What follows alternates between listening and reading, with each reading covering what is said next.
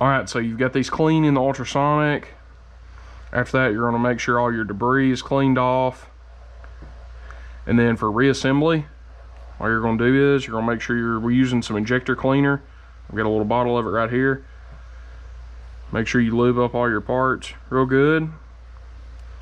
The reassembly, you're gonna put them back together like this. There's 3 holes.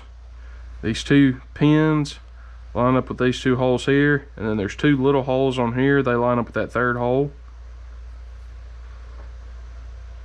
Get your shims.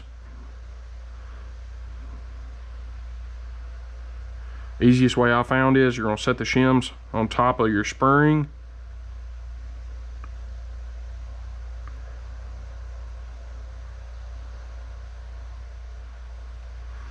Then take your body, slide it over the top. They slide down in there like that. This piece goes on top of your spring. Then line those 2 holes up with the 3rd hole here. It goes together like that, and then you're gonna take your cap, put on there,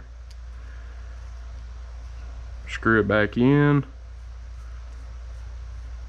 and make sure you torque this down. That's all there is to it.